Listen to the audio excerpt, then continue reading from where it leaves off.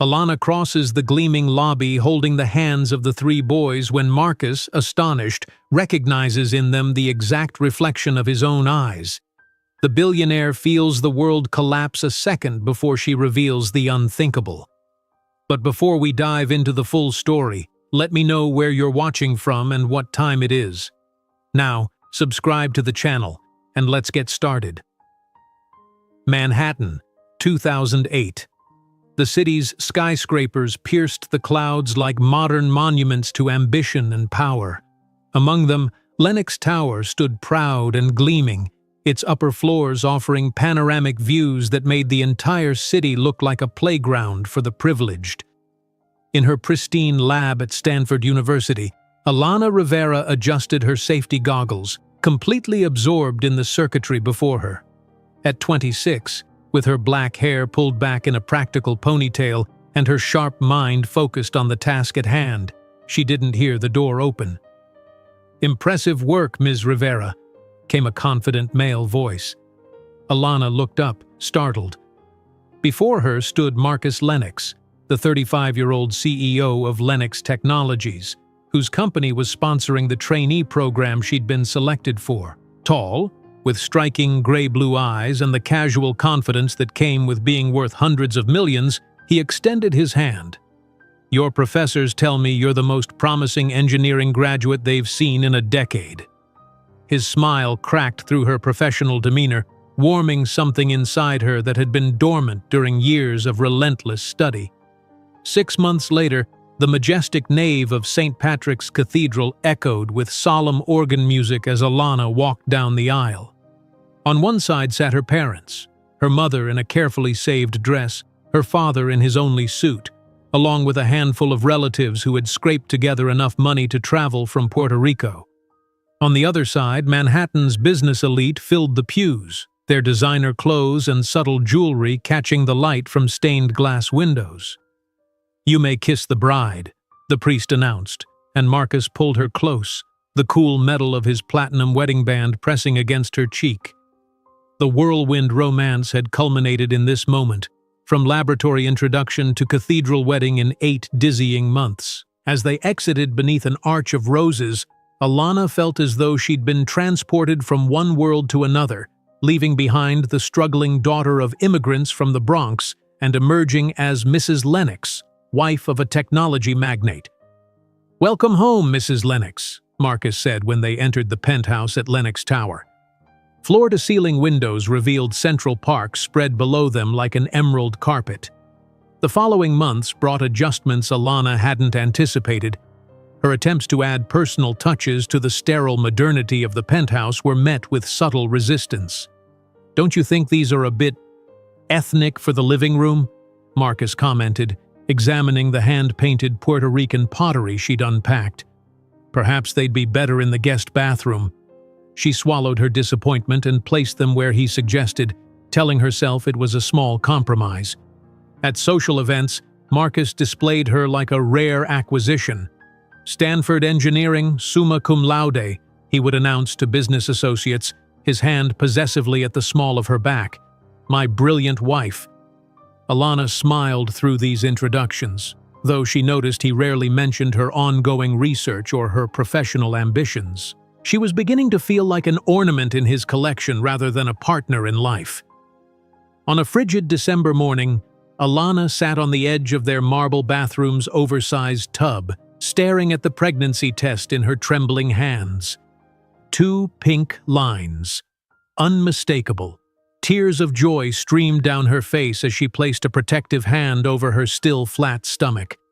That evening she prepared a special dinner, her mother's recipes, dishes she'd learned growing up. Pernil, arroz con gandules, tostones.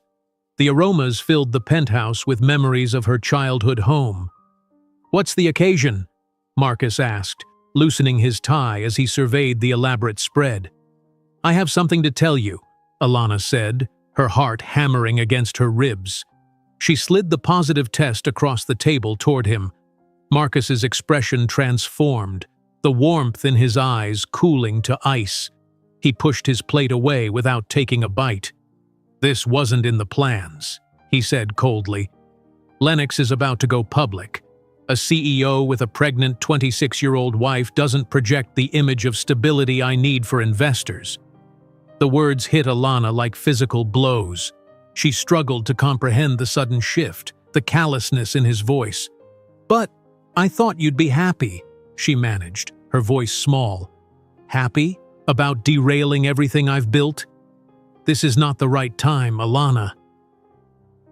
In the weeks that followed, Marcus began sleeping in his home office. When they passed in the hallways of their spacious penthouse, he barely acknowledged her. Meals, once shared with at least perfunctory conversation, were now taken separately. Alana's pregnancy progressed in isolation, her joy dimmed by her husband's palpable resentment.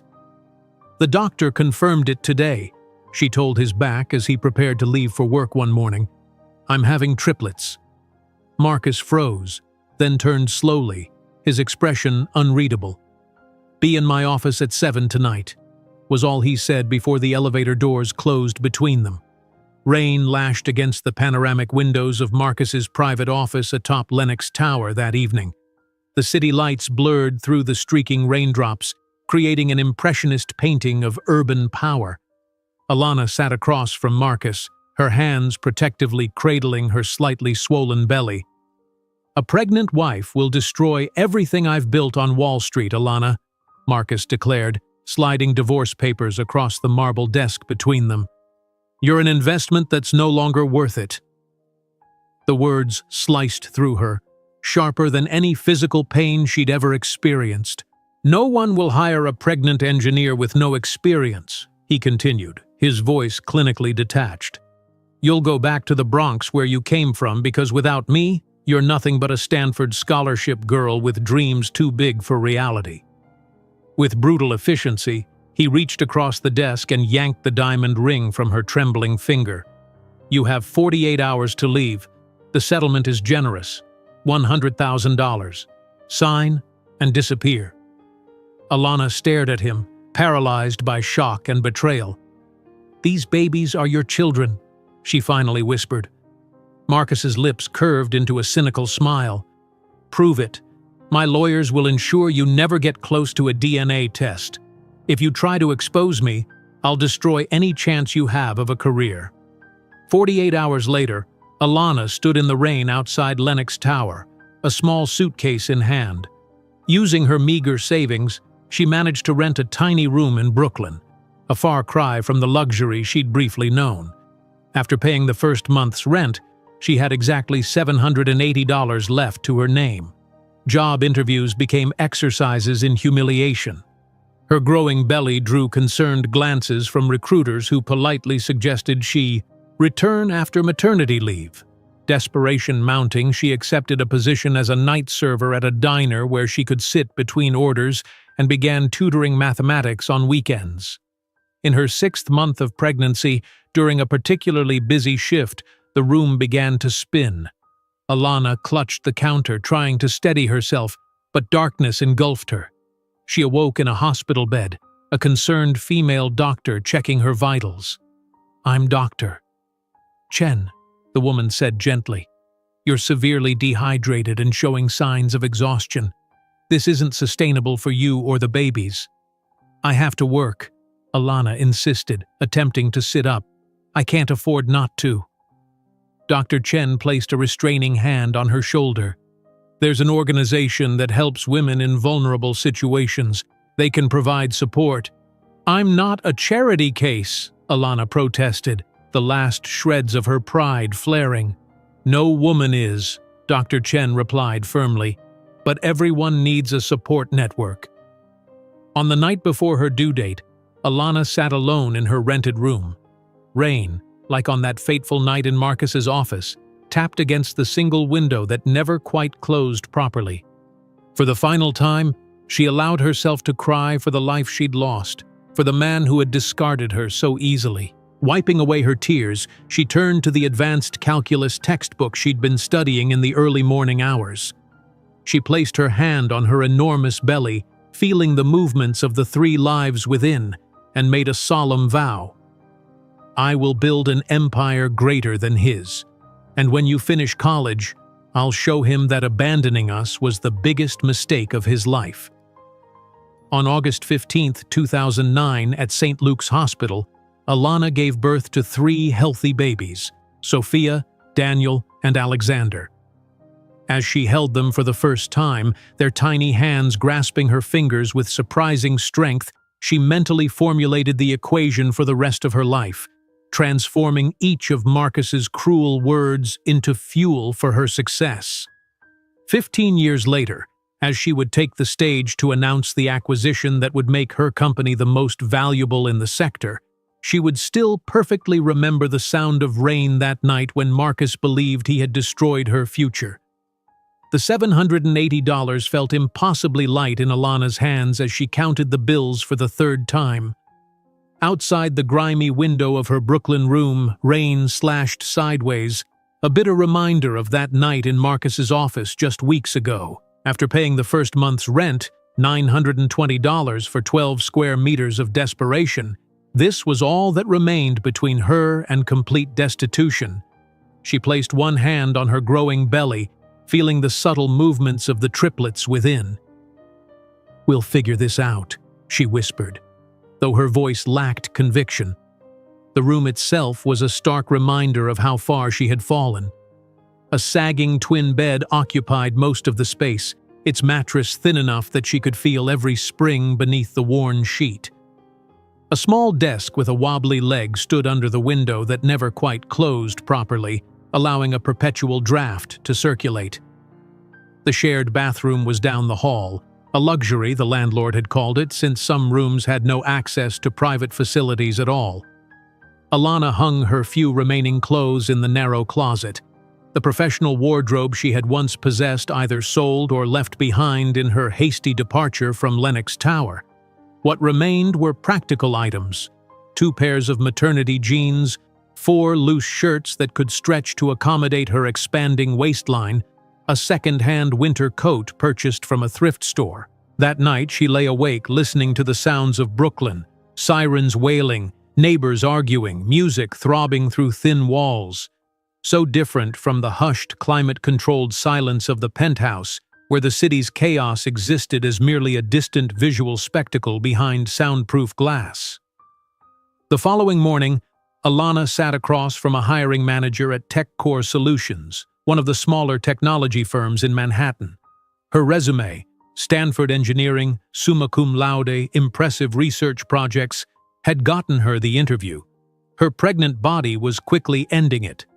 "Your qualifications are impressive," the man said, his eyes repeatedly dropping to her midsection. "But we're looking for someone who can commit to long hours immediately." "I can start right away," Alana assured him. "I'm extremely dedicated and perhaps you might want to reapply after your situation resolves," he interrupted, closing her file with finality.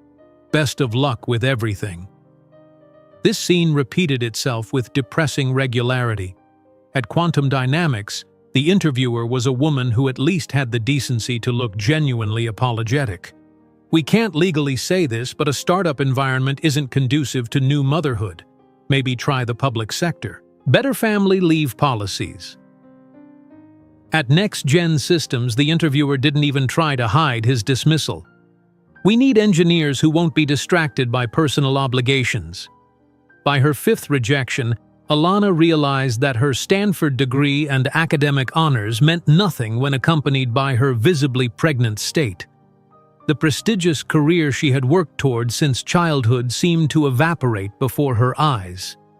As October's chill settled over the city, Alana's desperation peaked.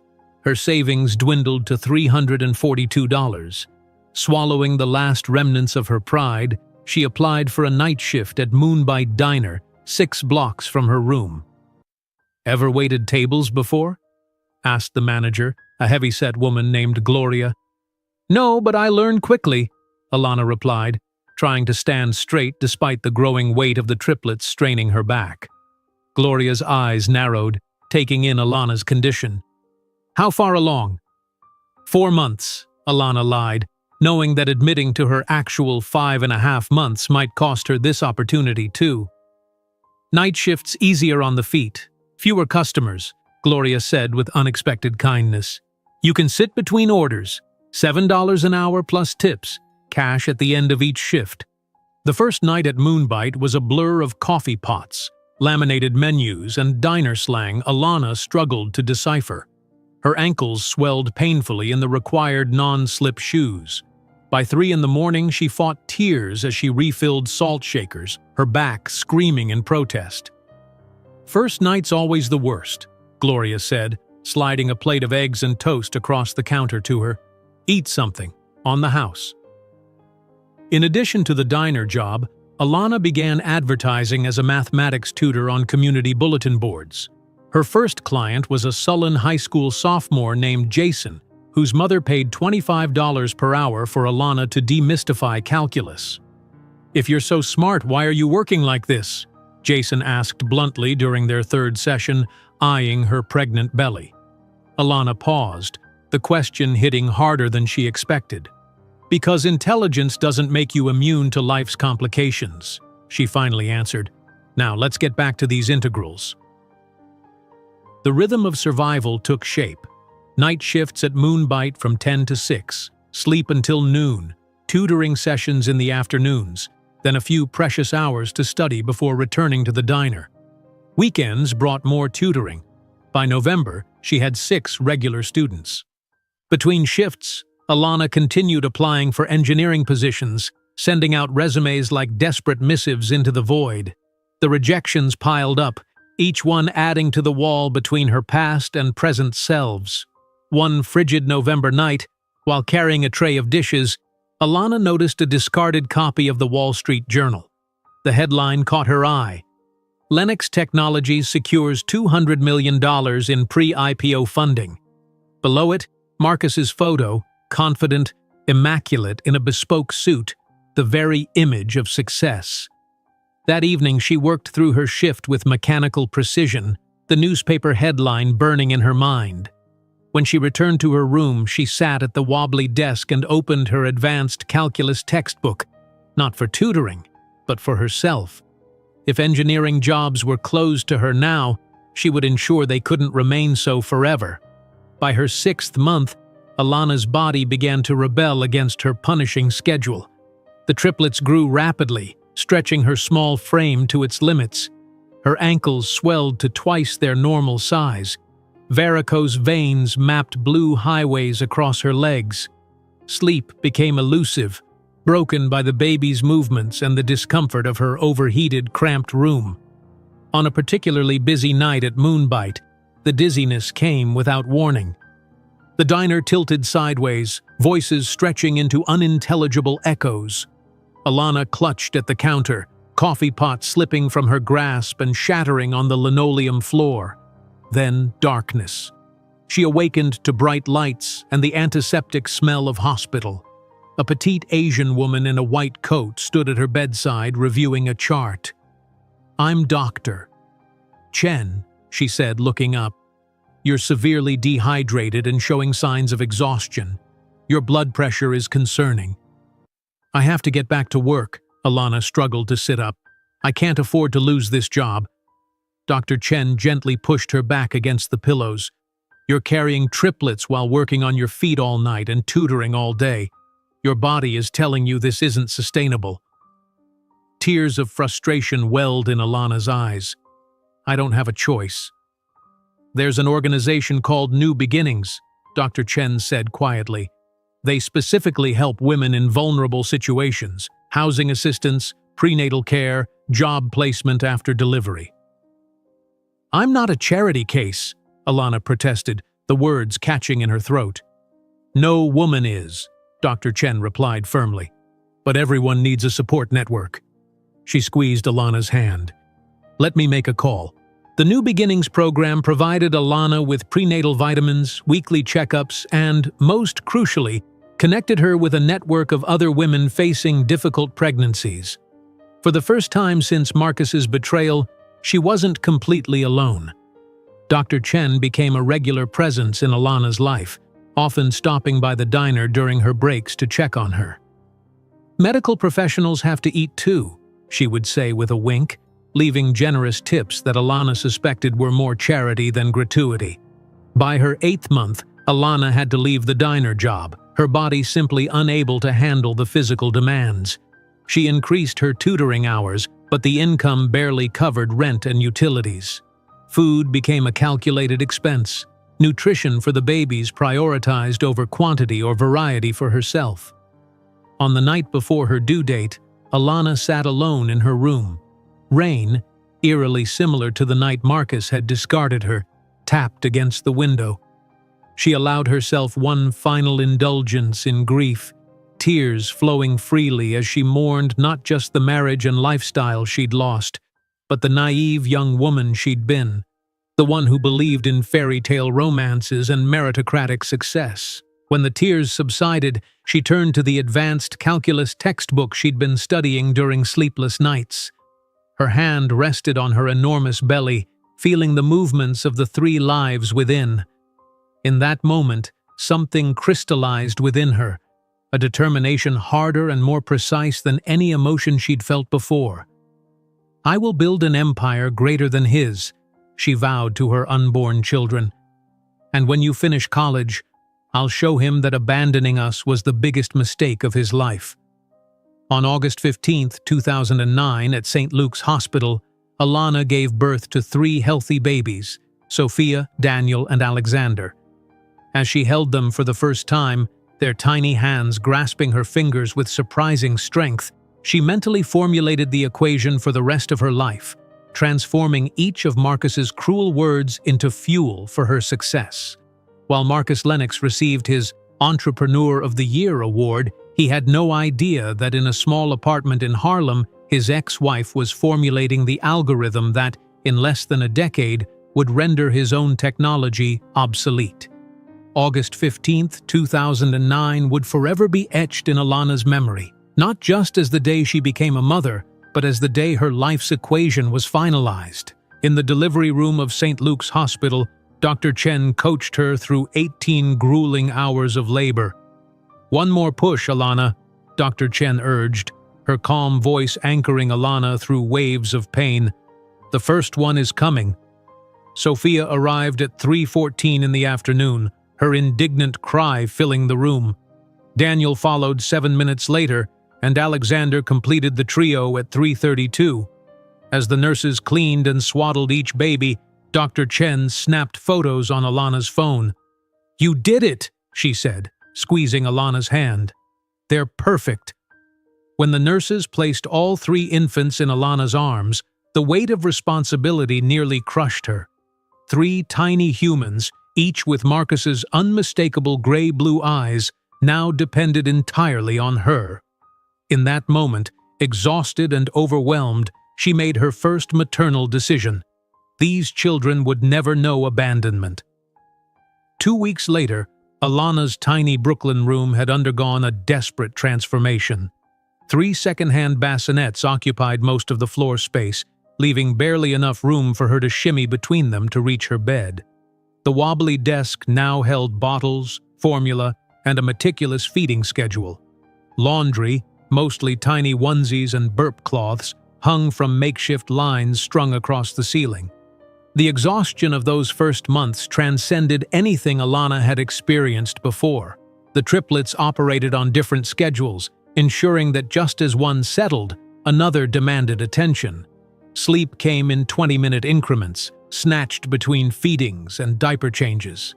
Study time existed only in the surreal twilight between midnight and dawn, when sometimes, miraculously, all 3 babies slept simultaneously. The cosine function oscillates between -1 and +1, Alana whispered to Sophia as she rocked her at 2 in the morning, a physics textbook propped open on her knee. "Just like your sleep pattern, except with less predictability." On a particularly difficult night, when all 3 babies seemed determined to cry in relay fashion, a soft knock interrupted Alana's attempts to soothe Alexander while Daniel wailed in his bassinet and Sophia fussed in her sleep. Dr. Chen stood in the doorway holding a large paper bag. "I was on call nearby," she explained, though the hospital was 20 blocks away. "Thought you might need reinforcements." The bag contained homemade dumplings, a thermos of hot soup, and, most precious of all, 3 hours of another adult's presence. While Alana took her first unrushed shower in weeks, Dr. Chen sat cross-legged on the floor between the bassinets, humming softly to the triplets. "You should be their godmother," Alana said impulsively when she emerged, feeling human again. "You're already their guardian angel." The relationship that developed between Alana and Dr. Chen became the first thread in a new support network. The doctor connected Alana with a network of medical students who occasionally volunteered as emergency babysitters.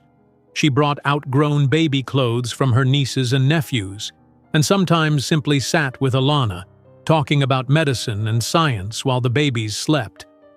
When the triplets reached 4 months, Alana applied for a partial scholarship to a Knightmaster's program in applied physics. The interview committee raised skeptical eyebrows at the young mother who arrived with 3 infants in a triple stroller. "How exactly do you plan to balance advanced studies with raising triplets?" asked the department chair, a white-haired man who peered at her over half-moon glasses. Alana met his gaze directly. "I haven't slept more than 3 consecutive hours in 4 months, yet I can still solve differential equations faster than most of your faculty. Imagine what I'll accomplish when they start kindergarten." Her audacity, or perhaps her desperation, earned her the scholarship. With childcare assistance from Dr. Chen's network and a remote technical consulting position that allowed her to work while the babies napped, Alana established a precarious balance. Days were devoted to childcare and her consulting work, evenings split between classes and study, nights divided between babies and equations. Alana developed an unconventional bedtime routine for the triplets. Instead of lullabies, she explained quantum physics concepts, describing wave functions and probability fields as though they were fairy tales. "Once upon a time, there was a particle that was also a wave," she would begin, and the babies would watch her face, entranced by her animated expressions, if not her words. On the triplets' first birthday, Dr. Chen arrived with a small cake and 2 colleagues from the hospital. The celebration was modest, balloons taped to the wall, paper plates, a single candle, but it marked a milestone Alana had sometimes doubted they would reach intact. While the babies smashed cake between their fingers, Alana spread her master's project across the tiny kitchen counter, eager for feedback from the educated adults. Dr. Chen's colleagues, both research physicians, examined her equations with growing interest. "This approach to quantum computation efficiency is innovative," remarked one, tracing a finger along her notations. "Have you considered applying this to storage optimization?" The conversation that followed was the first purely intellectual exchange Alana had engaged in since the baby's birth. For a brief, glorious hour, she was not just a struggling single mother but a scientist with valuable ideas. That night, after the guests departed and the babies finally slept, Alana noticed a financial magazine left behind on her counter. Marcus's face stared up at her from the glossy cover, accompanied by the headline, "Tech's Golden Boy, How Marcus Lennox Built a Billion-Dollar Empire." The photograph showed him at a charity gala, champagne flute in hand, laughing with other well-dressed executives. The casual affluence displayed in that single image, his designer tuxedo probably cost more than her entire annual budget, sparked something in Alana beyond mere envy or resentment. She flipped through the article, scanning quotes where Marcus discussed innovation and future markets. His company had expanded into quantum computing applications, the very field she was now researching. But the approaches described in the article were conventional, limited by traditional thinking. Grabbing a notebook, Alana began sketching a diagram, the initial framework of what would eventually become her revolutionary algorithm. Hours passed as she worked, insights flowing in a way they hadn't since before the pregnancy. When Sophia stirred at 4 in the morning, Alana was still working, surrounded by pages of calculations. As the triplets' first year drew to a close, patterns emerged in their tiny personalities. Sophia showed remarkable visual awareness, her eyes tracking complex patterns across surfaces. Daniel seemed transfixed by numbers, babbling excitedly whenever Alana counted aloud. Alexander demonstrated unusual problem-solving instincts, figuring out how to stack blocks in configurations that regularly surprised his mother. Alana began arranging their toys in mathematical patterns, blocks in Fibonacci sequences, colored rings in spectrum order. She narrated everything in scientific terms, explaining molecular structures while feeding them, describing physics principles during bath time. "Are you sure that's age-appropriate?" Dr. Chen asked during a visit, watching Alana explain basic algebra using stuffed animals. "Their brains are forming connections at an unprecedented rate right now," Alana replied. "They won't understand the concepts yet, but they'll absorb the patterns, the language, the logical frameworks." On a rare night when all three babies slept simultaneously, Alana experienced her first extended period of uninterrupted work. For 6 glorious hours, she refined her quantum algorithm, making breakthroughs that would have taken weeks under normal circumstances. When she finally collapsed into bed just before dawn, her notes contained the seeds of what would eventually revolutionize quantum computing. The next morning, as she fed the triplets their breakfast, Alana's phone pinged with a news alert. Marcus Lennox had been named Entrepreneur of the Year by the Technology Innovation Council. The accompanying photo showed him accepting a crystal trophy, his expression satisfied and confident. Alana looked from the phone to her children, Sophia meticulously sorting her cereal by color, Daniel babbling what sounded suspiciously like counting, Alexander figuring out how to use his spoon as a catapult. Their eyes, identical to their father's, gazed back at her with innocent curiosity. "We 4 are going to change the world," she whispered, "and he won't even see us coming." While Marcus Lennox received his Entrepreneur of the Year award, he had no idea that in a small apartment in Harlem, his ex-wife was formulating the algorithm that, in less than a decade, would render his own technology obsolete. 3 years had transformed both Alana and her children. The wobbly desk that once held formula bottles now supported her doctoral research papers, the margins filled with complex equations that would make senior professors pause. The triplets, now sturdy 3-year-olds with Marcus's unmistakable eyes and Alana's determination, no longer fit in the second-hand bassinets that had once dominated the tiny Brooklyn room. "Mom, look!" Sophia called, arranging colorful blocks in a perfect symmetrical pattern that children twice her age would struggle to conceptualize. Alana glanced up from her laptop where she was finalizing her doctoral dissertation. "That's beautiful, sweetheart. You've created bilateral symmetry with a repeating chromatic sequence." Daniel sat nearby, methodically counting aloud. 73, 74, 75. At 3, he could already count well into the hundreds without error. Alexander, the most tactile of the 3, had disassembled a wind-up toy and was studiously reconstructing it, his tiny fingers moving with surprising precision. A knock at the door interrupted their Sunday morning routine. Dr. Chen entered, carrying a newspaper and coffee. "I have news," she announced, handing Alana the coffee. "The University Housing Department has an opening in the family graduate student apartments in Harlem. 3 bedrooms, subsidized rent for doctoral candidates. I put your name forward." Alana nearly spilled her coffee. "Catherine, those apartments have a 2-year waiting list. The previous tenant finished her degree early. They need someone immediately." Dr. Chen smiled. "The housing director owes me a favor. I delivered his twins last year." 2 weeks later, Alana stood in the center of their new Harlem apartment, watching the triplets explore the unimaginable luxury of separate rooms. At 800 square feet, it was palatial compared to their Brooklyn room, with functioning radiators, intact window screens, and, most valuable of all, a small living room she could convert into a workspace. The move coincided with Alana's final year of doctoral studies. Her dissertation focused on the quantum algorithm she'd been refining since the triplets' first birthday, an approach that promised to reduce energy consumption in quantum computing by potentially 70%. With the children enrolled in a university-affiliated preschool program 3 mornings a week, Alana established a new workflow. Mornings were dedicated to her remote consulting work, afternoons to the children's development, evenings to doctoral research, and late nights to refining her algorithm. One evening, while the triplets napped, Alana received an unexpected email from Michael Zhang, a former Stanford classmate now working at a quantum computing startup. "I read your paper on optimization pathways in the Journal of Computational Physics," his message began.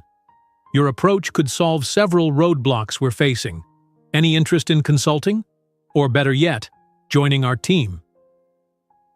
The offer was tempting: a stable salary, benefits, colleagues, but the company was based in Silicon Valley, impossibly far from her support network and the triplets' established routine. Instead, Alana invited Michael to visit her makeshift lab in Harlem. When he arrived, she'd arranged the living room to showcase not just her research, but also the extraordinary development of her children. "This is unexpected," Michael said, watching the triplets solve puzzles designed for elementary school students while Alana explained her algorithm. "They're part of my work," Alana replied simply. "Everything interconnects." As she walked Michael through her quantum efficiency theories, the triplets periodically interrupted with surprisingly insightful questions. When Sophia pointed out a potential flaw in one calculation, Michael's eyebrows shot up.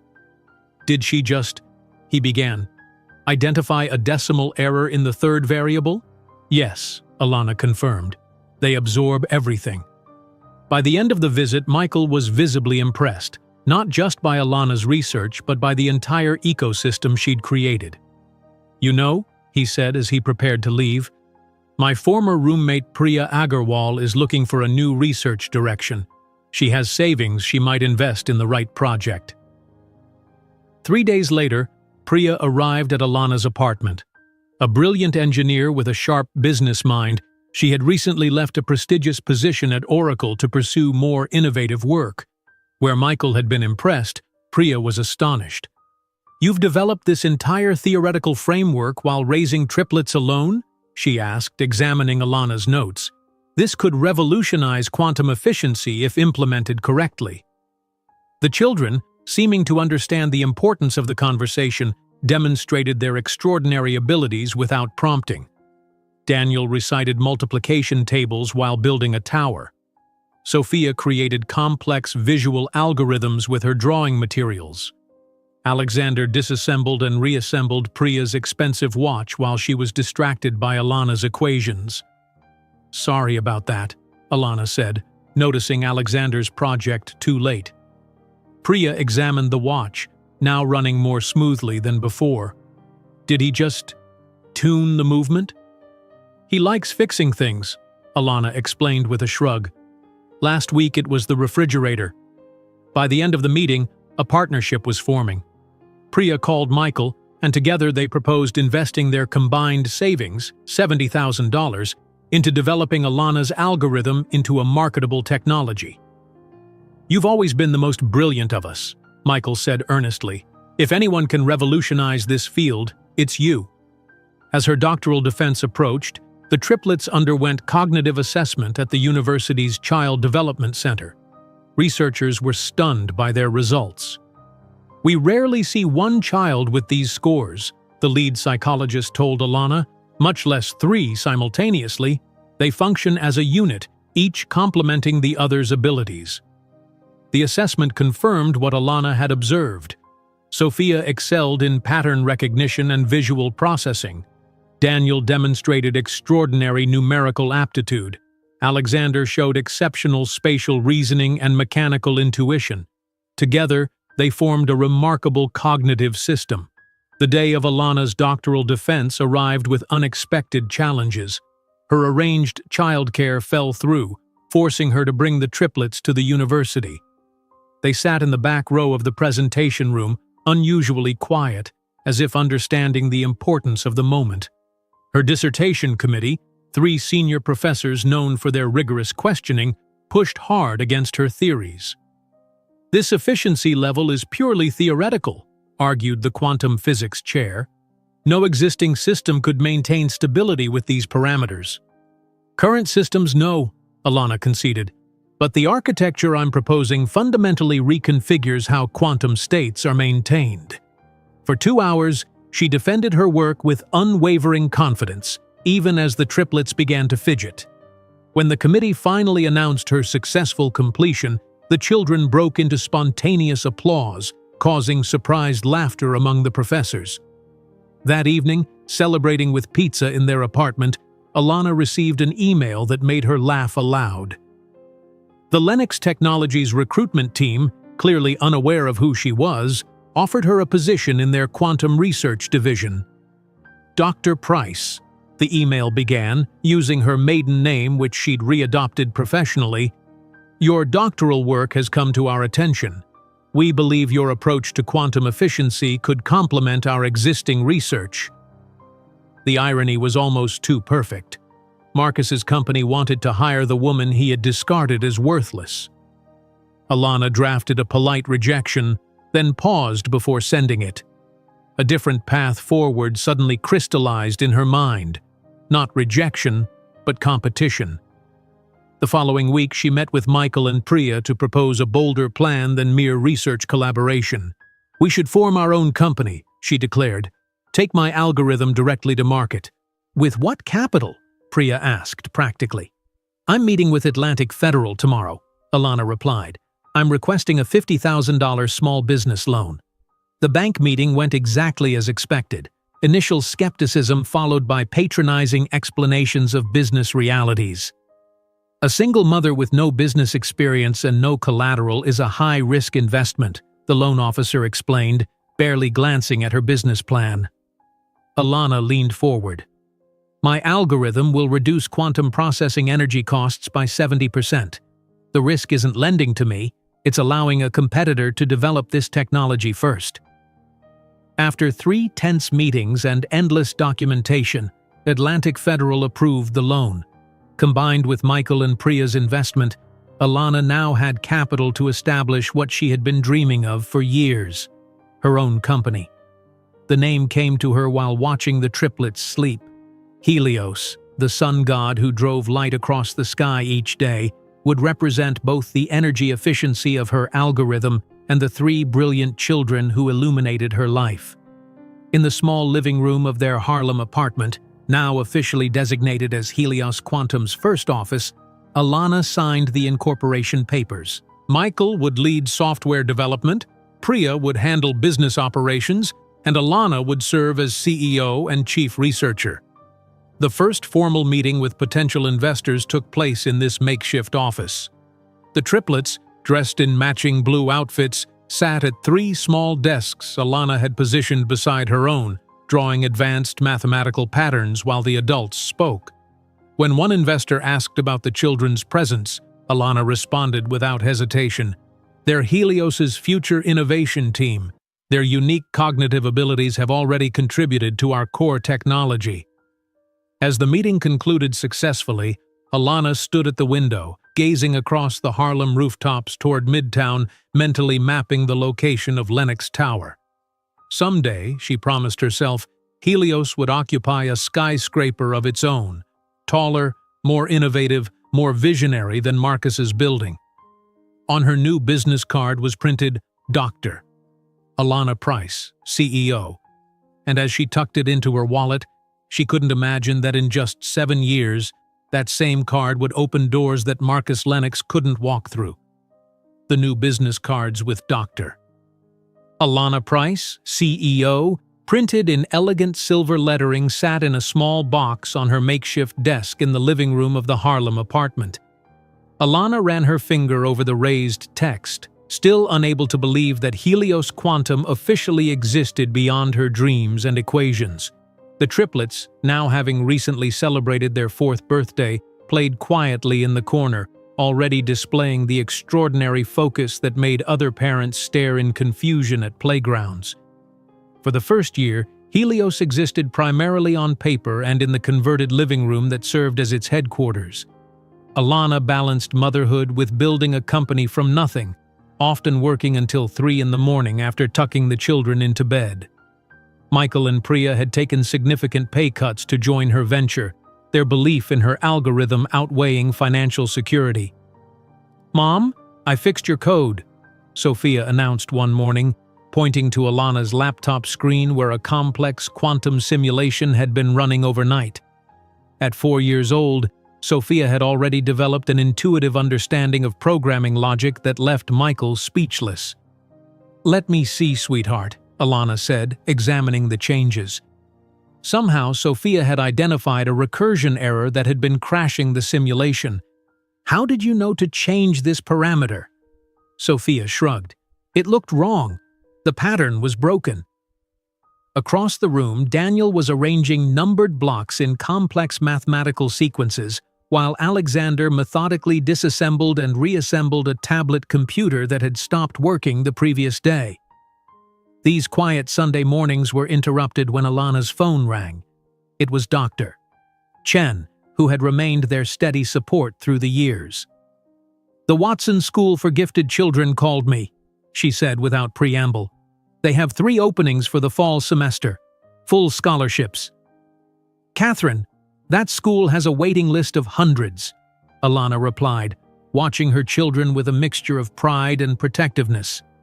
"The headmistress is an old friend. I sent her the cognitive assessments from last year." Dr. Chen paused. "Alana, they need an educational environment that can keep up with them." 2 weeks later, Alana sat nervously in the headmistress's office while the triplets underwent placement testing. When the assessment coordinator returned, her expression was unreadable. "Dr. Price, your children have completed our full semester curriculum in 3 weeks," she said, her voice a mixture of disbelief and excitement. "We'll need to develop specialized programs for each of them." With the children attending Watson 3 mornings a week, Alana could focus more intensely on developing Helios.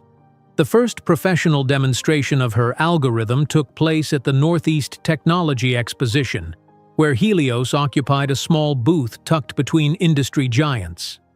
Across the convention center, Lennox Technologies dominated with a glossy display spanning the central floor space, showcasing their latest quantum initiatives with dramatic lighting and uniformed representatives.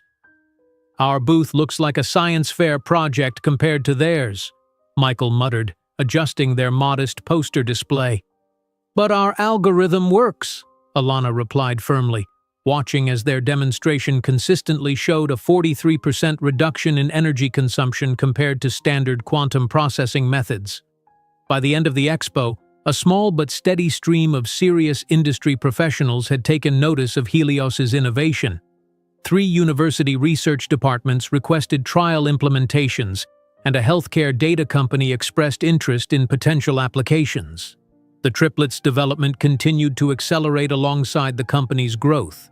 Their bedtime routine now included solving complex problems together. Sophia would create visual algorithms, Daniel would optimize the mathematical components, and Alexander would conceptualize physical implementations. Alana often found herself recording their solutions, amazed at how their 3 distinct thinking styles complemented each other. Late one night, after finally getting the children to sleep following an intense problem-solving session, Alana worked at her kitchen table surrounded by grant applications and patent paperwork. Her phone pinged with a news alert. Lennox Technologies announces major quantum computing initiative. She skimmed the article, her heart rate accelerating. Marcus's company was moving aggressively into exactly the market space Helios was targeting. The timing wasn't coincidental.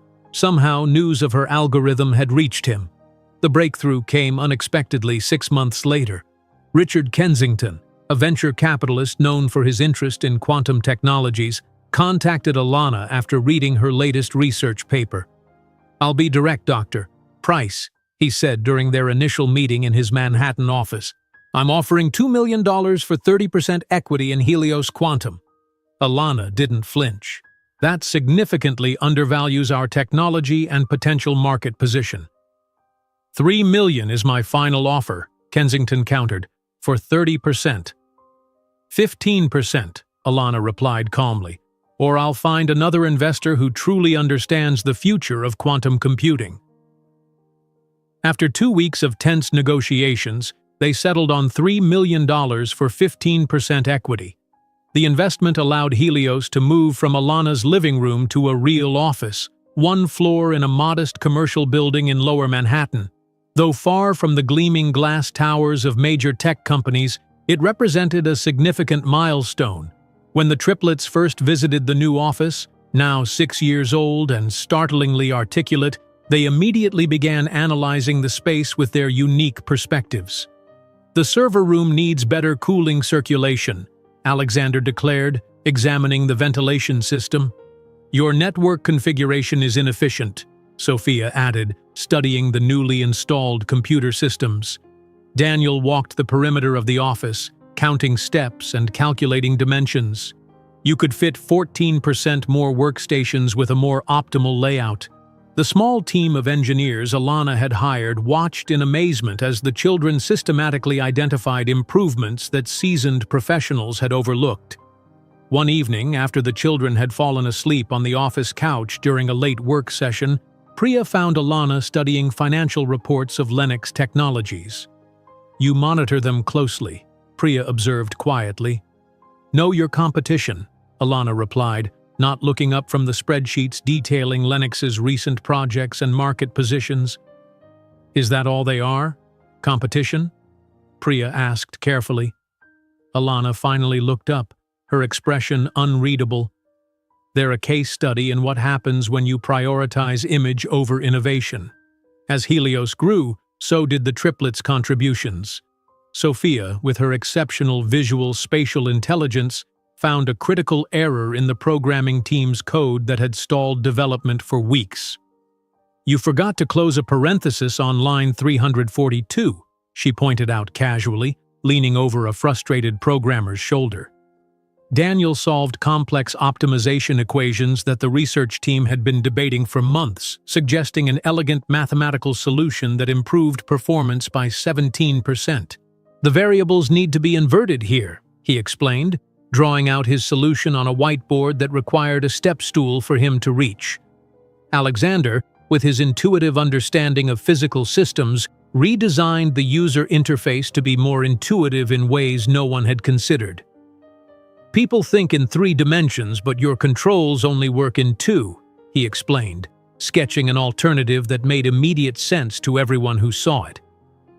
Helios's first major hiring coup came when Alana recruited Dr. Eleanor Wright, a quantum physicist whom Lennox Technologies had been aggressively courting. Rather than matching Lennox's salary offer, Alana provided something more valuable: creative freedom and the opportunity to work alongside the most innovative minds in the field, including 3 extraordinary children. "Your children understand quantum entanglement better than my graduate students," Dr. Wright told Alana after her first week, shaking her head in disbelief. With each small success, Alana methodically built Helios's reputation and capabilities.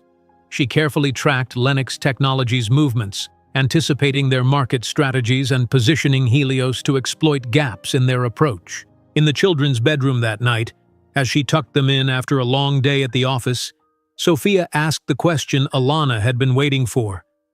"Mom, are we going to be as big as Lennox Technologies someday?" Alana smiled, smoothing her daughter's hair. "No, sweetheart, we're going to be bigger." The new business cards for Helios now had a Manhattan address, but Alana was already planning the day when the company logo, 3 intertwined helices symbolizing her children, would shine from the top of their own skyscraper, visible from the windows of Marcus's office. 4 years had transformed the modest office in Lower Manhattan into a vibrant hub of innovation. Helios Quantum now occupied an entire floor, the walls adorned with framed patents and academic citations. The staff had grown to 30 dedicated engineers and researchers, each drawn by the company's reputation for boundary-pushing quantum solutions. Yet despite these advances, the startup still operated with a scrappy efficiency that contrasted sharply with the corporate luxury of industry giants like Lennox Technologies. In the corner of the main laboratory, a special area had been designated for the triplets, now 10 years old and recognized throughout the building as unofficial but invaluable contributors. 3 small desks, each customized to its owner's preferences, formed a triangle arrangement that facilitated their unique collaborative style. Sophia's station overflowed with multiple monitors displaying complex code structures. Daniel's desk featured mathematical models and handwritten equations covering every available surface. Alexander's workspace resembled a miniature engineering lab, with disassembled components and prototype sketches arranged in meticulous order. Alana balanced on the edge of Sophia's desk, one eye on her tablet where a potential investor waited on a video call, the other watching Daniel complete his science project. "So we can expect the specifications by Friday?" the investor asked. "Absolutely," Alana confirmed, simultaneously signing a permission slip Alexander had thrust before her. "The Triad processor demonstration will show at least 70% improvement over current market standards." After ending the call, Alana swiveled to face her children. "Ready for your presentation, Daniel?" He nodded confidently, adjusting the solar system model he'd constructed. Not a standard classroom project, but a mathematically precise representation of orbital mechanics that had required special approval from his teachers. "Mom?" Sophia called from her computer. "I think there's something wrong with this pattern recognition sequence. The algorithm keeps stalling at the quantum superposition simulation." "We'll look at it tonight," Alana promised, checking her watch, after Daniel's presentation and dinner. The boundaries between work and family had long since dissolved for the Price household. The children's education blended seamlessly with Helios's research, their extracurricular activities often translating directly into company innovations. While other parents attended soccer games, Alana sat proudly watching her children present theoretical concepts at academic conferences. That evening, in the main laboratory after most employees had left, Alana gathered the development team to unveil the project she'd been refining for months. "The Triad processor represents a fundamental shift in quantum processing architecture," she explained, revealing the schematics on the main display. "Each of my children contributed a critical component to its design, hence the name." The chief engineer examined the specifications with widening eyes. "This configuration could reduce energy consumption by over 50% while increasing processing capacity." 73% reduction, Daniel corrected from his position at the back of the room. "I recalculated the thermal coefficient yesterday." 2 weeks later, Alana sat in the audience of the International Quantum Computing Symposium, watching Marcus Lennox take the stage. 4 years of monitoring Lennox technologies had taught her to anticipate their movements, but what she witnessed now sent a chill through her body. The presentation slides displayed a quantum processor architecture with disturbing similarities to the Triad's fundamental design. The energy efficiency claims, 60% improvement, fell short of Helios's achievements, but the conceptual approach mirrored their work too closely for coincidence. Back at Helios, Alana called an emergency meeting. "Either we have an information leak or they're attempting to reverse engineer our technology based on our patent filings," she stated, pacing the conference room. "Either way, we need to accelerate our timeline." "The Triad isn't market ready," Priya cautioned. "We're still 6 months from a stable production model." "Then we work faster," Alana replied, her determination unwavering. That night, after tucking the triplets into bed, Alana returned to the laboratory to find them already there, huddled around a terminal displaying the Lennox presentation they had somehow accessed. "You should be sleeping," she admonished, though without real conviction. "They don't understand the math," Sophia stated, scrutinizing the Lennox code snippets. "They're copying our results without grasping the underlying principles." Daniel nodded in agreement.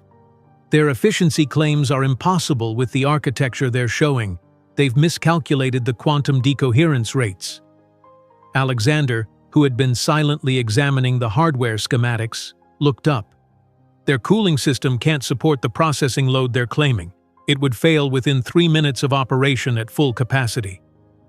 Alana stared at her children, once again struck by their extraordinary analytical abilities. "How would you fix it?" she asked, not as a mother but as a CEO seeking solutions. The next 6 weeks transformed Helios into a round-the-clock operation. Alana and her team worked relentlessly, often sleeping on cots in the laboratory. The triplets became fixtures in the office, completing their schoolwork under desks or in conference rooms, then joining the technical discussions that extended late into the night. More than once, Alana found them asleep under workbenches, surrounded by components or printouts of code. Sophia's breakthrough came during one such late-night session. "What if we invert the sequence?" she suggested, pointing to a particularly problematic section of code. "Instead of trying to maintain quantum coherence across all pathways simultaneously, we could create a cascading sequence." The senior programmers initially dismissed the idea until they tested it and discovered it increased stability by 28%. Not to be outdone, Daniel developed a new approach to the processor's mathematical framework. "We can reduce power consumption by another 15% if we modify these variables," he demonstrated, the equations flowing from his pencil with effortless precision. Alexander contributed the final piece, redesigning the physical architecture of the processor. "This configuration allows for more efficient cooling," he explained, sketching a more compact arrangement. "Smaller physical footprint, better heat dissipation, and room for additional quantum circuits." With these innovations incorporated, the Triad's development leaped forward. What had seemed 6 months away now approached completion in record time. As the final testing phase began, Alana arranged a private demonstration for a select group of academic institutions and potential clients. In the carefully controlled environment of Helios's main laboratory, the Triad processor performed its first complete operational sequence.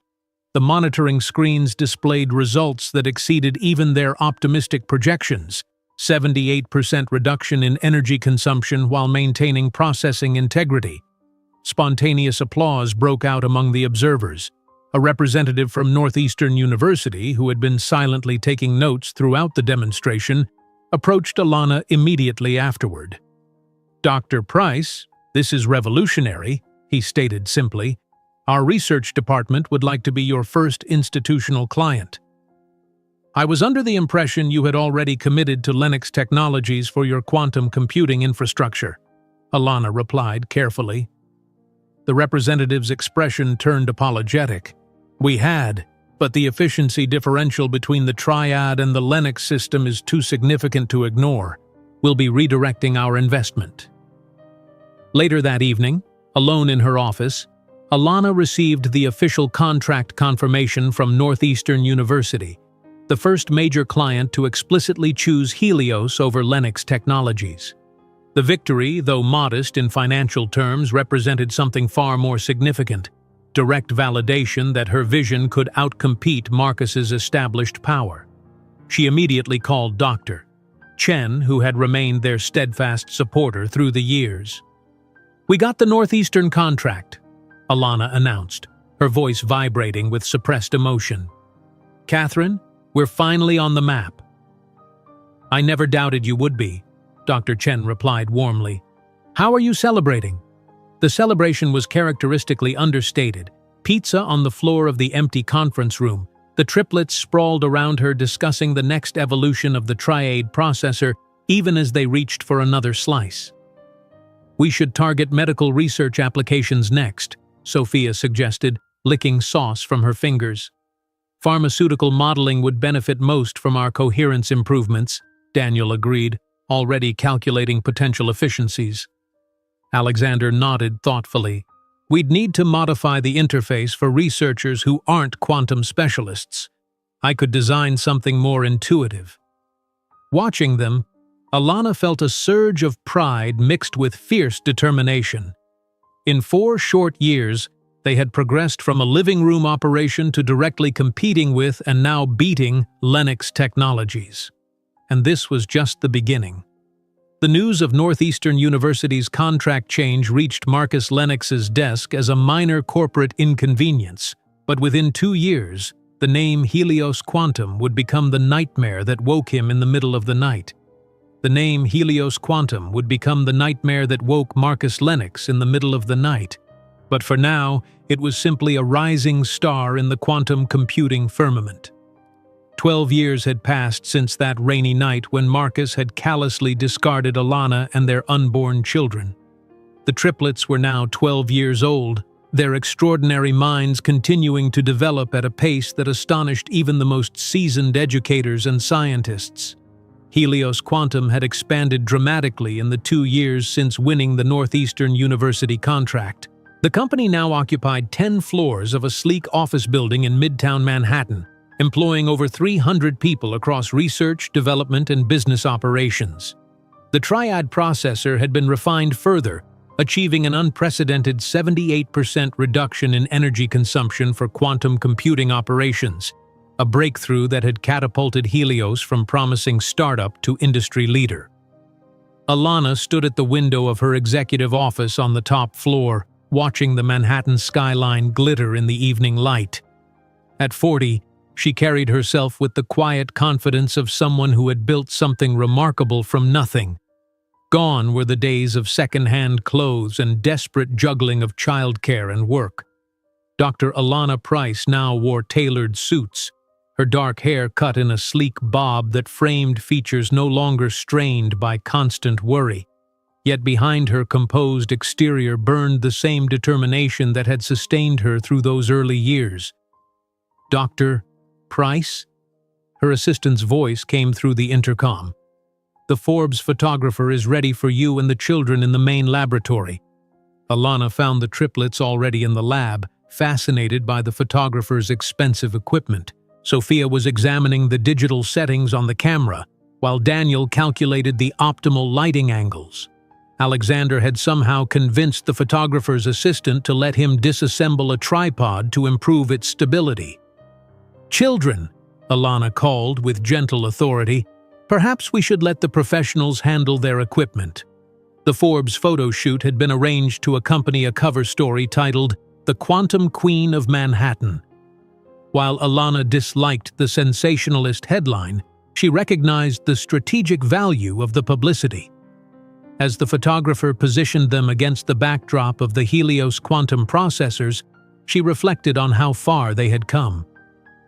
The following morning, Helios's board of directors gathered in the main conference room. The quarterly strategy meeting would typically be unremarkable, except that today, the triplets would be presenting their ideas for the next evolution of the Triad processor.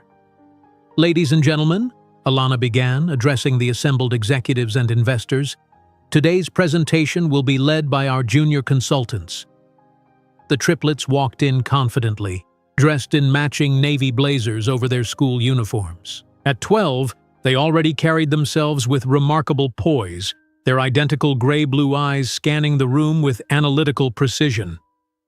"The Triad X will incorporate 3 fundamental improvements," Sophia began, bringing up the first slide with fluid professionalism.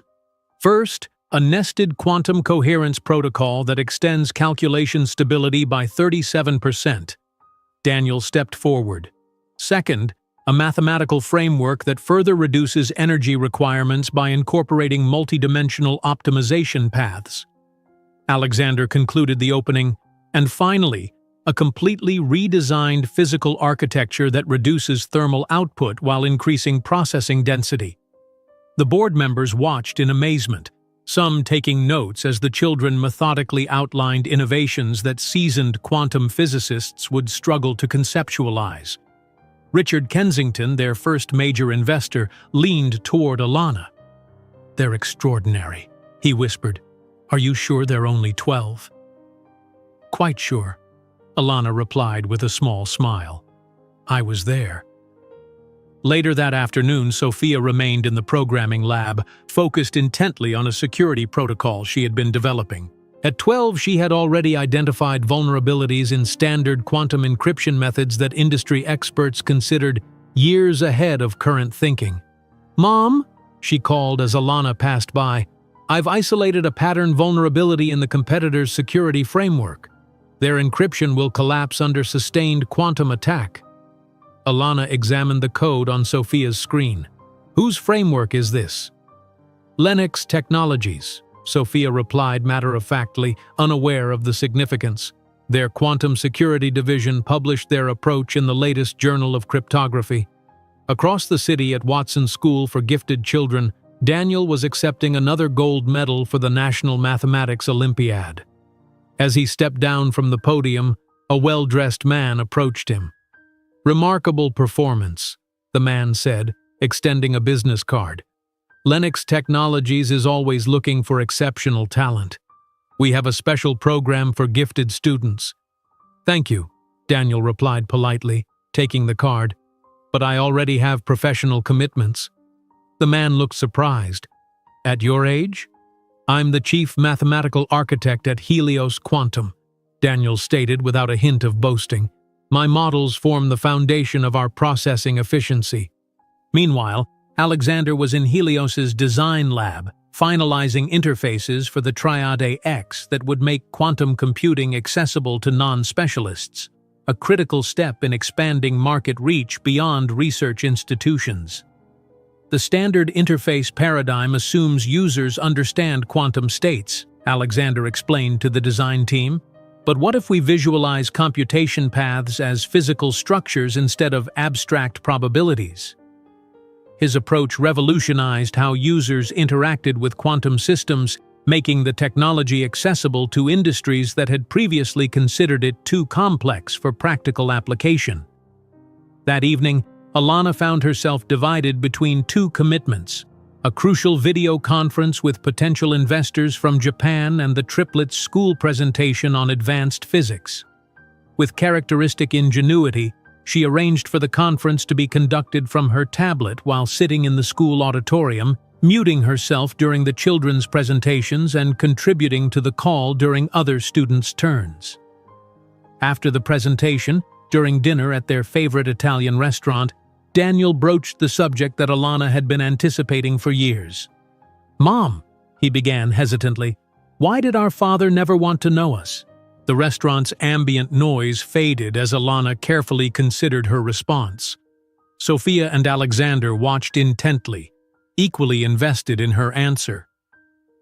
"Your father made a choice," she finally said, her voice steady. "He chose his company and public image over family." "But doesn't he wonder about us?" Alexander asked, his usual confidence momentarily diminished. "He did us a favor," Alana replied, reaching out to touch each of their hands. "He gave us the opportunity to build something extraordinary together, something that's ours alone." Later that night, after the children had gone to bed, Alana reviewed the latest market analysis showing Helios had secured another major contract previously held by Lennox Technologies.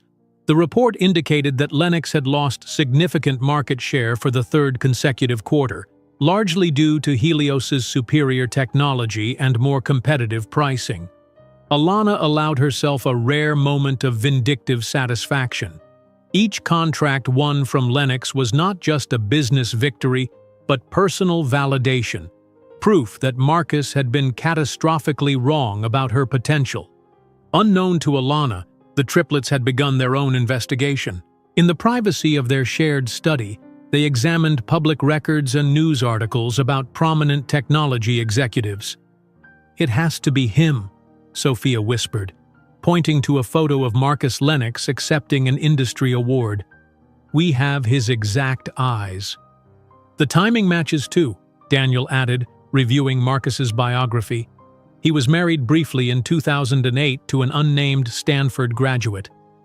"Mom never says his name," Alexander observed, "but she watches Lennox Technologies more closely than any other competitor." Their research continued in secret, each piece of information carefully catalogued and analyzed with the same methodical precision they applied to scientific problems. At the Quantum Future Conference, Alana found herself face-to-face with a senior executive from Lennox Technologies for the first time. The man didn't recognize her. She had changed significantly from the young, desperate woman Marcus had discarded. "Helios is taking market share because you're not innovating," she stated bluntly during a panel discussion. "You're losing ground because you're following rather than leading." The executive bristled visibly.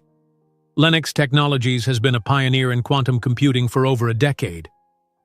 "Pioneer?" Alana raised an eyebrow. Or first mover who's now resting on outdated laurels? The exchange made industry headlines, but Lennox still didn't connect Dr. Alana Price, the formidable CEO of Helios Quantum, with the pregnant wife Marcus had discarded years ago. As Alana's professional reputation soared, the triplets continued to distinguish themselves in their respective domains. Sophia legally hacked the school's curriculum database to optimize educational pathways, creating an algorithm that personalized learning so effectively that the school adopted it district-wide. Daniel corrected a quantum physics professor during a university lecture the triplets had been invited to attend, identifying a fundamental error in the mathematician's approach to entanglement theory. Alexander redesigned the Helios logo, incorporating subtle elements that represented not just quantum computing but the unbreakable bond between the four of them. Looking ahead to the company's future, Alana gathered the triplets in her office one evening. The Manhattan skyline provided a dramatic backdrop as she outlined her vision. "One day, Helios will be yours," she told them, her voice carrying the weight of promise. "We've built this together, from nothing. It's our legacy, proof that determination can overcome any obstacle." The children nodded solemnly, understanding both the responsibility and the triumph contained in her words. While the Forbes proclaimed Alana Price the Quantum Queen of Manhattan, Marcus Lennox began to feel the impact of competition on his company, without imagining that in less than 2 years he would be face-to-face with the family he abandoned in front of an audience of executives and journalists at the Waldorf Astoria. While the Forbes proclaimed Alana Price the Quantum Queen of Manhattan, Marcus Lennox began to feel the impact of competition on his company, but his waking nightmare was still 2 years away. Now those 2 years had passed. The triplets had reached 14, that precarious age balanced between childhood and adulthood, their minds continuing to outpace even Alana's ambitious expectations. In the sleek executive suite of Helios Quantum's headquarters, Alana examined the latest performance metrics of the Triade X system on her holographic display. The processor had achieved an astonishing 86% reduction in quantum computing energy costs, while simultaneously increasing processing capacity. Market valuation of Helios had soared to $8.7 billion, officially surpassing Lennox Technologies for the first time. A notification chimed softly on her desk. She tapped the screen to reveal a formal invitation. The Fortune 500 Conference Committee cordially invites Dr. Alana Price, CEO of Helios Quantum, to deliver the keynote address at this year's annual Leadership Summit at the Waldorf Astoria. Alana leaned back in her chair, a slight smile playing at the corners of her mouth. The Fortune 500 conference represented the pinnacle of corporate recognition, a gathering of America's most influential business leaders. Being selected as keynote speaker placed her firmly at the forefront of the technology sector. As she continued reading, another notification appeared, the confirmed attendee list. Her eyes stopped at one particular name, Marcus Lennox, CEO, Lennox Technologies. He would be participating in a panel discussion on sustainable innovation. Alana's finger hovered over the name for a moment before dismissing the screen. This moment had been 15 years in the making, yet now that it approached, she felt oddly calm. The terrified young woman sobbing in a Brooklyn apartment no longer existed. In her place stood Dr. Alana Price, whose name commanded respect in boardrooms worldwide. That evening, in the penthouse apartment overlooking Central Park that the Price family now called home, Alana stood in her spacious closet selecting an outfit for the conference. The wall of designer clothing, Chanel, Armani, Dior, represented another dimension of her transformation from the desperate mother who once washed her only professional outfit nightly to wear again the next day. "Mom?" Sophia's voice came from the doorway. She held a tablet in her hands, her posture unusually hesitant. "Yes, sweetheart?" Alana replied, examining a midnight blue Valentino dress. "Did you know Lennox Technologies will be at the conference tomorrow?" Alana maintained her composure, continuing to assess the dress. Not surprising, they still have relevance in certain market segments. Sophia stepped closer, holding out the tablet. The CEO, Marcus Lennox, he has the same eyes as us, the same as mine. Despite years of preparation for this moment, Alana felt a momentary tremor as she looked at the image on the screen. Marcus had aged well, his dark hair now threaded with distinguished silver at the temples, but those unmistakable gray-blue eyes, the eyes he had passed to all three children, remained unchanged. "There are many people with blue-gray eyes in the world, dear," Alana said carefully, returning the tablet. Sophia's penetrating gaze, so like her father's, remained fixed on Alana's face. "It's him, isn't it? Our biological father." Alana took a deep breath, setting aside the dress. This conversation had been inevitable from the moment she accepted the keynote invitation. She drew her brilliant daughter into an embrace, resting her chin on Sophia's head. "Yes," she acknowledged simply, "but that doesn't change anything about who we are or what we've built." "Does he know about us?" Sophia's voice was muffled against Alana's shoulder. "He knows you exist. He chose not to be part of your lives before you were born."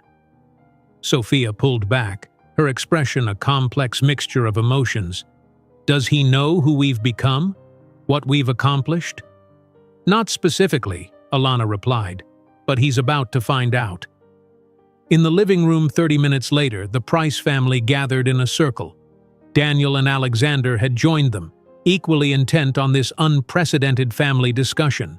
For the first time in 14 years, Alana spoke openly about Marcus Lennox, not as an unnamed entity who had abandoned them, but as a specific person with whom they would soon come face to face. "He was charismatic, brilliant in many ways," Alana explained, carefully separating fact from emotion. "Lennox Technologies was his entire identity. When I became pregnant, he saw it as a threat to the company's upcoming IPO. A CEO with a young pregnant wife didn't project the stability he thought investors wanted." "He cared more about share prices than his own children?" Daniel asked, his analytical mind struggling to process such a calculation. "He made a choice," Alana replied simply, "and that choice defined the rest of our lives, all of our lives." Alexander, always the most introspective of the three, leaned forward. "Should we confront him at the conference? Tell him who we are?" Alana considered the question carefully. Throughout the years, she had imagined countless scenarios for this eventual meeting: dramatic confrontations, public revelations, private reckonings. Yet now that the moment approached, those scenarios felt hollow, unnecessary. "No," she decided, her voice serene. "Tomorrow isn't about him. It's about what we've built without him." The triplets exchanged glances, communicating in that silent language they had developed as infants. After a moment, they nodded in unison. "We'll follow your lead, Mom," Sophia said. That night, after the children had gone to bed, Alana stood at the window of her penthouse gazing at the city lights. The Lennox Tower was visible in the distance, its illuminated logo a reminder of the life she had briefly touched before being cast aside. Tomorrow, that past would collide with the present she had forged through relentless determination.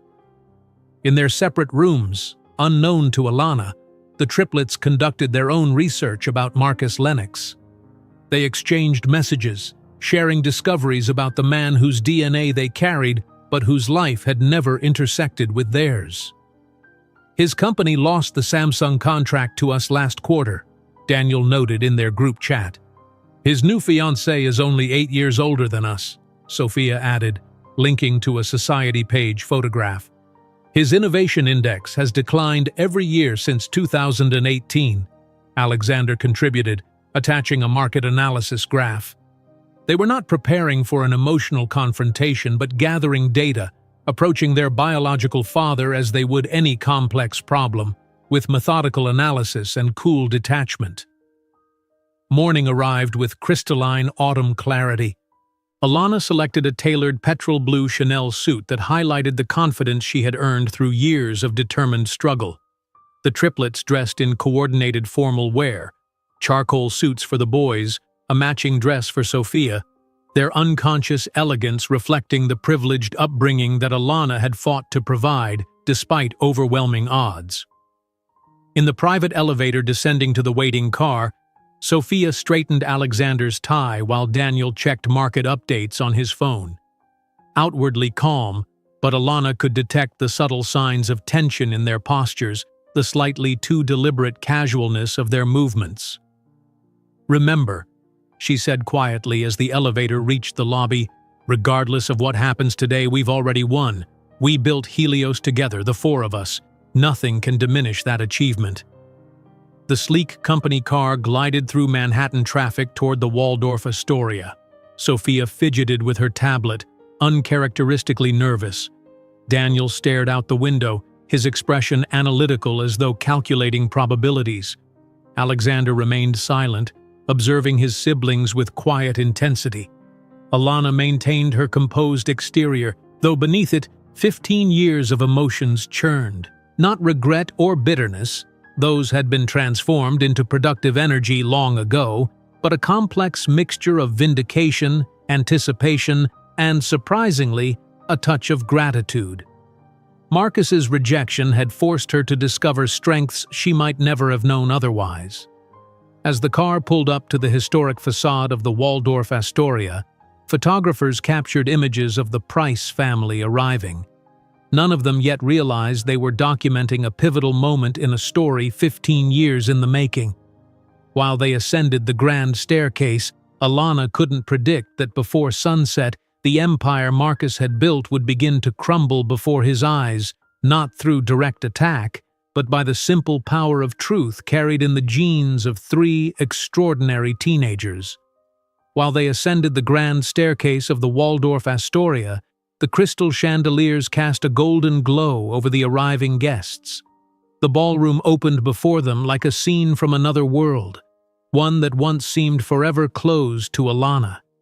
Business titans in bespoke suits mingled beneath ornate ceilings, champagne flutes catching the light as deals were brokered in hushed tones. Power and wealth circulated through the room as tangibly as the scent of expensive perfume. Marcus Lennox stood near the center of the room, a gravitational force drawing sycophants and potential partners into his orbit. At 50, his hair had silvered at the temples, lending him an air of distinguished authority that complemented his 6'2" frame and impeccably tailored Armani suit. Yet new lines of concern mapped his face, subtle evidence of the pressure Lennox Technologies had been facing. "Marcus, have you seen who the keynote speaker is?" Thomas Whitfield, CEO of GeoSync Technologies, gestured toward the program in his hand.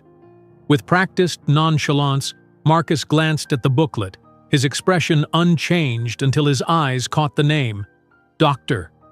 Alana Price, founder and CEO, Helios Quantum. His stomach contracted violently, a physical reaction he couldn't control. For 15 years, he had carefully compartmentalized that chapter of his life, relegating it to a closed file in his mental archives. He had followed Alana's meteoric rise through business publications, always telling himself it was merely competitive intelligence gathering, always convincing himself it was coincidence that Helios consistently outmaneuvered Lennox for crucial contracts. "You know her, don't you?" Whitfield pressed, oblivious to Marcus's internal turmoil. "She's revolutionizing the sector. They say those quantum algorithms of hers are at least 5 years ahead of anything we've seen." Marcus mumbled an evasive response, suddenly needing air despite the ballroom's perfect climate control. He excused himself and made his way to the bar, ordering a double scotch. The familiar burn might steady his unexpected nerves. As he raised the glass to his lips, a subtle shift in the room's energy made him turn toward the entrance. Alana Price entered the ballroom with the composed confidence of someone who belonged there by right rather than invitation. At 42, she moved with an elegant precision that commanded attention without demanding it. Her petrol blue Chanel suit emphasized the transformation from the uncertain young woman he had discarded to this formidable industry leader. But what truly paralyzed Marcus were the 3 teenagers who accompanied her. 2 boys and a girl, all with striking gray-blue eyes identical to his own. His whiskey glass trembled slightly as the announcer took to the podium. Ladies and gentlemen, it is my great pleasure to introduce our keynote speaker, founder of Helios Quantum, valued at $8.7 billion, the visionary who revolutionized quantum computing, Dr. Alanna Price. Enthusiastic applause filled the ballroom as Alanna ascended the stage with measured grace. Her presentation, Redefining Impossibilities, detailed how Helios had transformed abstract quantum theories into viable commercial applications. Her voice carried the quiet authority of someone whose brilliance was now universally acknowledged. As many of you know, I developed the Helios algorithm alone in my Harlem apartment while raising my triplets as a single mother, she stated matter-of-factly, her eyes scanning the audience. Today we control 62% of the global quantum processing market, outperforming even traditional competitors like Lennox Technologies. Her gaze traveled across the room, finally finding Marcus's. A brief moment of recognition passed between them, acknowledgement without emotion, before she continued smoothly. He realized with a jolt that she had known exactly where he was the entire time. Our latest innovation, the Triad X system, reduces quantum processing costs by 86%, making the technology accessible to mid-sized enterprises, she continued without hesitation. We named this system in honor of my children, Sophia, Daniel, and Alexander, who not only inspired our mission but directly contributed to its development. The spotlight briefly illuminated the 3 teenagers in the front row who smiled with evident pride. Marcus's face drained of color as he saw his own features reflected in the young faces, the shape of his eyes, the set of Alexander's jaw, Sophia's analytical gaze, Daniel's confident posture. When Alanna concluded her presentation, thunderous applause followed her from the stage. During the reception that followed, Marcus desperately tried to approach her, but she remained surrounded by admirers and potential investors. His hands grew damp as he maneuvered through the crowd, rehearsing what he might say when finally face to face with the woman whose potential he had so catastrophically underestimated. When he finally broke through the circle of admirers, he found himself confronted not by Alanna, but by the 3 teenagers who had positioned themselves strategically around their mother. "Mr. Lennox," said the taller boy, his voice disconcertingly similar to Marcus's own at that age. "I'm Daniel Price, Junior Innovation Director at Helios. Dr. Price only meets with investors by appointment, especially those whose companies lost 40% of market value to ours in the last quarter." The polite but cold tone left Marcus momentarily speechless. The girl, Sophia, observed him with analytical eyes identical to his own, while the other boy, Alexander, maintained an impassive expression that revealed nothing. "I'm not here as an investor," Marcus finally managed. I knew your mother a long time ago." "We know exactly who you are, Mr. Lennox," Sophia responded with a contained smile. "We thoroughly study all our competitors." At that moment, camera flashes erupted as photographers from the Wall Street Journal and Bloomberg captured the encounter. Alanna finally approached, with the grace of a queen arriving at an unwanted audience. "Marcus," she said with studied cordiality, "what a surprise to see you here. I see you've met Helios's junior directors. Alanna, these are they my children?" she completed firmly. "The architects of Helios's future." Leaning slightly closer, she whispered so only he could hear, "I valued every cruel word you said that day, Marcus, transformed each one into fuel to build an empire greater than yours, and these brilliant young people, your children you never knew, will be my successors." Marcus stood frozen, the full weight of his past decisions crashing down on him with devastating clarity. 15 years ago, he had calculated that a pregnant wife would undermine his corporate ambitions.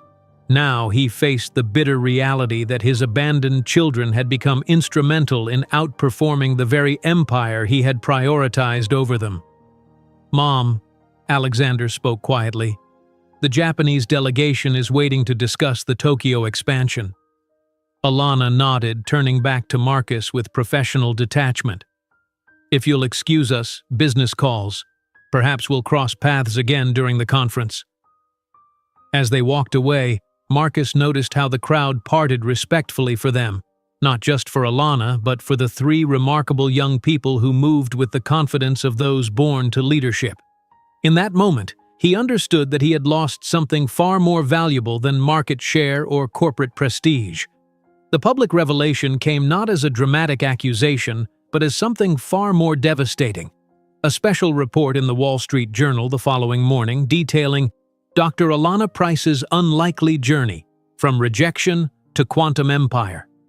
The article included a photograph of Marcus and Alana at the reception, with the triplets in the background, and chronicled how she had overcome abandonment by her ex-husband during pregnancy to build one of the world's most innovative companies. When Marcus opened the newspaper in his penthouse the next morning, the headline struck him with physical force. The carefully crafted narrative of his career, the visionary entrepreneur, the technology pioneer, the corporate strategist, now competed with a new story.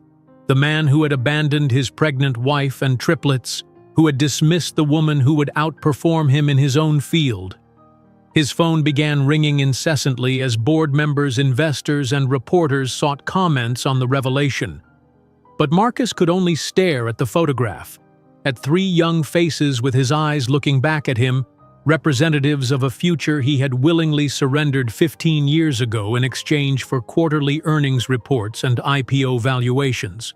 When Marcus Lennox opened the Wall Street Journal the next morning, the headline, Dr. Alana Price's Unlikely Journey from Rejection to Quantum Empire, was accompanied by a photo that captured precisely the moment when he realized he had lost not just a corporate battle, but the chance to know the three brilliant young people who carried his DNA and his future. When Marcus Lennox opened the Wall Street Journal the next morning, the headline, Dr. Alana Price's Unlikely Journey from Rejection to Quantum Empire, sent shockwaves through his carefully constructed world. The photograph captured his expression of dawning horror as he confronted the three teenagers with his eyes. In that frozen moment, the full consequences of his 15-year-old decision were crystallized for the entire business world to see. His phone began ringing before he finished reading the article. First was Thomas Whitfield, his supposed ally from yesterday's conference.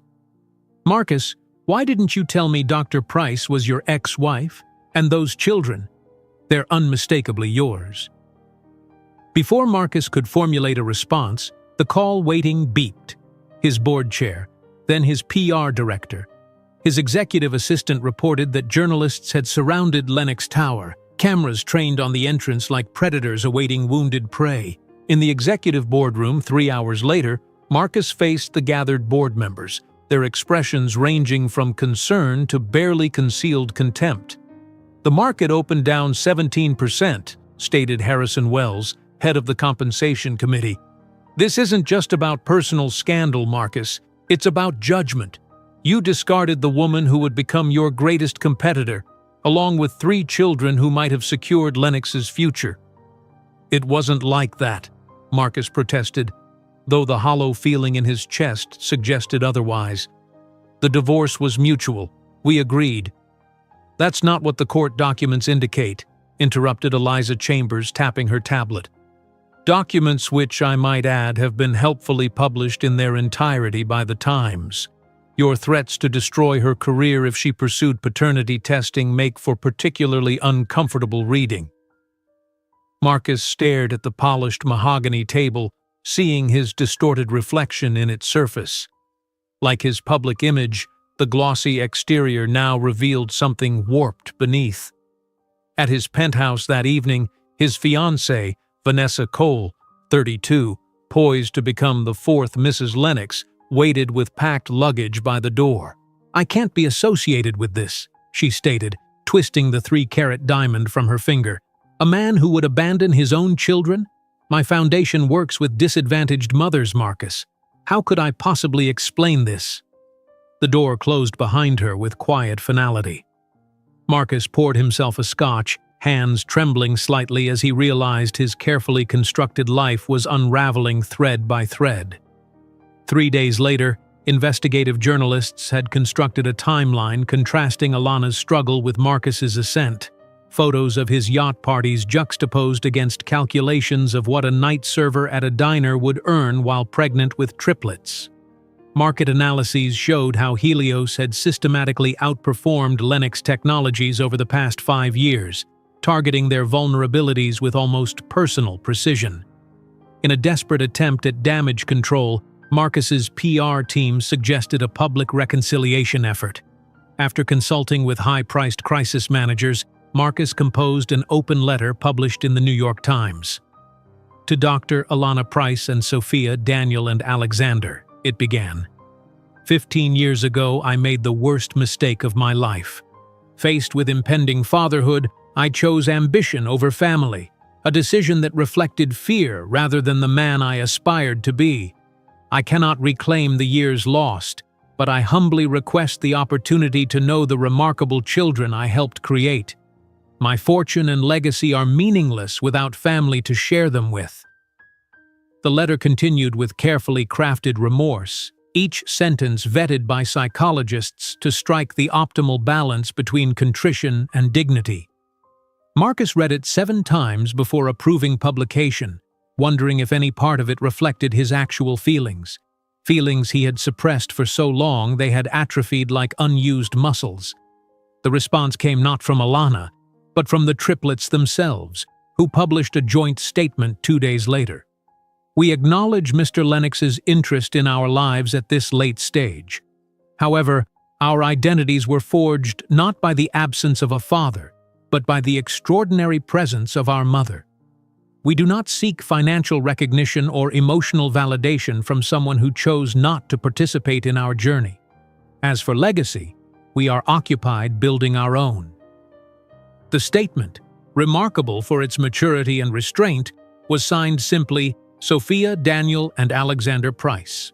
Marcus read their words repeatedly, struck by the measured wisdom they displayed at 14, wisdom he had lacked at 35 when he had discarded their mother as an investment that wasn't worth it anymore. 2 weeks later, the Lennox Technologies board convened an emergency session. Marcus sat alone at the head of the table, watching faces that had once shown deference now hardened with resolve. The shareholders have lost confidence, Marcus, Wells stated flatly. The PR damage is one thing, but 3 consecutive quarters of declining market share followed by this scandal? We're shifting leadership structures effective immediately. You're firing me? Marcus asked incredulously. I built this company from nothing. Not firing, Wells clarified with corporate precision. You'll remain as chairman of the board, a position with appropriate visibility but limited operational authority. Jessica Chen will assume CEO responsibilities. The same day that Marcus was effectively demoted, Helios Quantum announced a strategic partnership with the federal government to develop quantum security systems, a $3.2 billion contract that Lennox Technologies had pursued for years. The coincidence seemed too perfect to be accidental. For the first time, Marcus wondered if Alana had been orchestrating a long-game revenge, positioning Helios to systematically dismantle his accomplishments with the same methodical precision she had once applied to differential equations. 1 week later, Marcus made an unannounced visit to Helios headquarters. The security desk called upstairs, and he was politely escorted to a conference room, not Alana's office as he had hoped. After 20 minutes, the door opened to reveal not Alana but Dr. Catherine Chen, whose ID badge identified her as Helios's director of personnel. Alana isn't available, Dr. Chen stated without preamble, taking a seat across from him. And even if she were, she has no interest in revisiting the past. I need to speak with my children, Marcus insisted, his voice breaking slightly on the word children, a term he had never before applied to the triplets. They aren't your children, Marcus, Dr. Chen replied with quiet firmness. They're hers. You relinquished any claim to them when you said she was an investment that wasn't worth it anymore. I remember those words clearly because I was the one who treated her when she collapsed from exhaustion in her 6th month of pregnancy, working 2 jobs while you lived in your penthouse. Marcus flinched at his words returning to haunt him. I've changed, he offered weakly. People rarely change fundamentally, Dr. Chen observed. They simply reveal their true priorities under pressure. Yours were made abundantly clear 15 years ago. 7 days later, on a crisp November morning, Alana finally agreed to meet. She selected a modest cafe in Brooklyn, not far from the rented room she had occupied 15 years earlier. Marcus arrived 20 minutes early, more nervous than he had been for any investor presentation or board meeting. When Alana entered, he was struck by the complete absence of anger in her eyes, only a serene composure that unnerved him more than rage would have. She sat calmly, ordering tea as if meeting an unremarkable business acquaintance. "Why did you never contact me for child support?" Marcus asked abruptly, the question that had nagged at him since reading the Wall Street Journal profile. "You knew I would have been legally obligated to pay." "Precisely because of that," Alana replied, stirring her tea. "I wanted my children to grow up knowing they owed nothing to anyone, especially you." "I made a terrible mistake," Marcus admitted, the words feeling insufficient even as he spoke them. "The worst of my life." "No," Alana corrected gently. "You made a choice, and I made mine. Our choices defined who we are today. I want to know them. They're my children too. Biologically, yes, but in every way that matters, no. They have their own names, their own identities, their own dreams, and none of those dreams includes a belated father seeking redemption." "What can I do?" Marcus asked, defeat evident in his slumped shoulders. "Nothing," Alana answered without cruelty, simply stating a fact. "This isn't a redemption story, Marcus. It's a story of consequences." Before leaving, she placed an envelope on the table. Inside was a photograph of the triplets as infants, their tiny faces peaceful in sleep. "This is the only thing you lost that truly mattered," she said softly. "Everything else, the money, the power, the prestige, you can regain. But the 15 years with them, that's gone forever." As winter descended on Manhattan, Marcus found himself increasingly isolated. Former business associates avoided him. Social invitations dwindled. The corner office at Lenox Tower that had once felt like a throne room now seemed a gilded cage. On the last day of that year, Fortune magazine published its special edition, Personalities Who Transformed the Decade. On the cover, Alana Price and her 3 children smiled in front of Helios headquarters. The headline read, "The Family That Redefined the Future." Marcus Lennox kept the magazine in his desk, alongside the sole photograph of the triplets as babies. In his empty, silent penthouse, he contemplated the life he might have had, not the fortune Alana had built, but the extraordinary family she had created without him.